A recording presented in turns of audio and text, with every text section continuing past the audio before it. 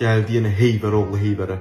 Salam ata, necəsən? Elə bildim düzəsən. Ay, bu nə bit fasondur? Bu da yeni fasondu, qaqaları masondu, round.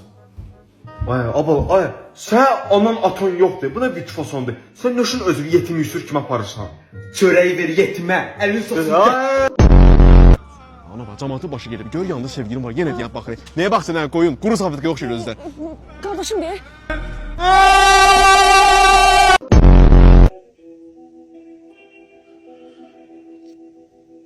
Heyvan oğlu heyvan. Bu da sənə baxdığın kino. Keçirəcəm televizor boş ver. Dur söndür onu. Tez ol. Pul tutam. Pultanı yoxdur. Vallahi mən baxmıram belə şeylərə. Pox oğlu pox. Qabiliyyətin qalacağın olsa, sonuç qoy yataq biz sonra tək oturmaq belə şeylərə.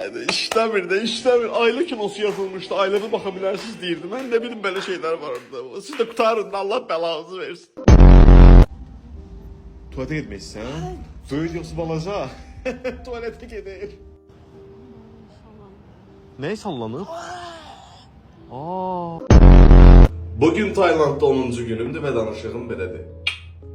Bugün Taylandda 1-ci ayımdır və danışığım belədir. Yəni uşaqlar, görürsünüz ki, çox da bir dəyişiklik yoxdur. İnsanın özündən çox şey asılıdır. Ay, bu lifçik sənindir. Hə, oradakı mənimdir, deyim ondan. Yavaş da başa düşmürəm. Tupay oğlu tupay. Qulaq asmırsan sən mənə. Qulaq asıram. Sən tez-tez danışdın. Mən başa düşmürəm nə deyirsən sən. Bu niyə belə səy oldu? Bak gelirsən Vasif yanına, sən gedib Qəzənfərə tapşırmışam. Getdim Vasiflə Qəzənfərin yanına, Qəzənfərə getdim suru materialdan 5 mal götürdüm, Vedran keçirdi Qəzənfərə yabra. Vedran Qəzənfərə niyə keçirdim mən? Manqol oğlu Manqol. Qəzənfərə Vedranı keçirdim mən, Qəzənfərə keçirdi Vedraya.